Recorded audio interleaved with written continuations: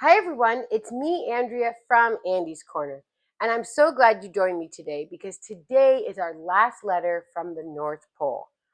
I know, it's the last one in our series from Letters from Father Christmas by JRR Tolkien. So let's read it and find out what happens in the North Pole.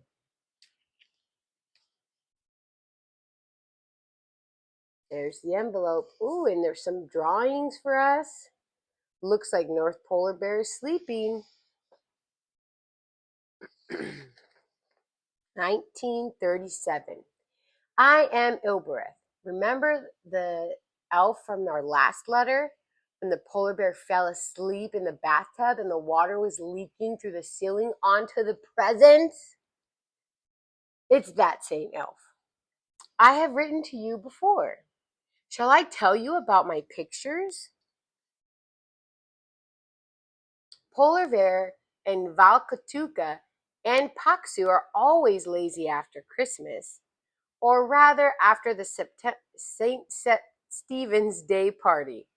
Father Christmas is ringing for breakfast in vain. Another day when Polar Bear, as usual, was late, Paksu threw a bath sponge full of icy water on his face. Polar Bear chased him all around the house and round the garden and then forgave him because he had not caught Paksu, but had found a huge appetite. We had terrible weather at the end of winter and actually had rain.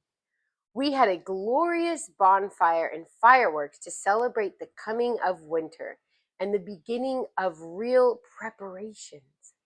The snow came down very thick in November, and the elves and snow boys had several tobogganing half holidays.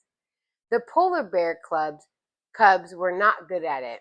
They all fell off, and most of them took to rolling or sliding down just on themselves. Today, but this is the best bit, I had just finished my picture, or I might have drawn it differently. Polar Bear was being allowed to decorate a big tree in the garden all by himself, and a ladder. Suddenly, we heard terrible growling, squealing noises. We rushed out to find Polar Bear hanging in the tree himself. "You are not a decoration," said Father Christmas. "Anyway, I am a light," he shouted. He was, and we threw a bucket of water over him, which spoiled a lot of the decorations, but saved his fur. So, let's see here. Here, nobody wants breakfast after Christmas. North Polar Bear and his nephews are tired and full. See, they're sleeping. A sponge is useful for waking up North Polar Bear, but makes him angry. Late spring, the thaw and rain, going for a nice walk to find a lost appetite.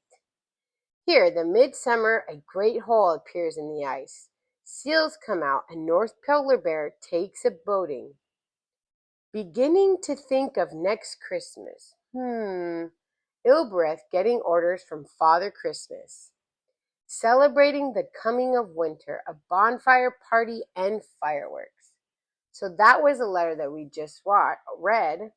Tobogganing down the cliff house, the snow boys have a good time. See, everybody's going down the hill on their toboggan. December 23rd, North Polar Bear busy with the tree before the disaster when he was hanging in the tree. Here, starting out with the first load on Christmas Eve. Wow.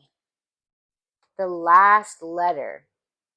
Dear children, now I shall have to say goodbye, more or less. I shall not forget you. We always keep the names of our old friends and their letters. And later on we hope to come on back when they are grown up and have houses of their own and children. Your loving Father Christmas.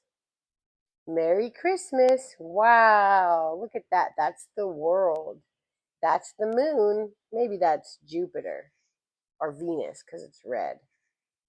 Isn't Venus red? I think. Saturn, there's Saturn. Wow, so this is our last letter. And he says, when you grow up and have your own children, then you can write more letters. But actually, you guys are children, so you can write letters to Father Christmas and see if he responds. That's amazing. All right, I hope you enjoyed our time reading Letters from Father Christmas. I know I had a good time. And I'll see you later. Bye! Don't forget to like this video and subscribe to our channel. Okay, see you later. Bye!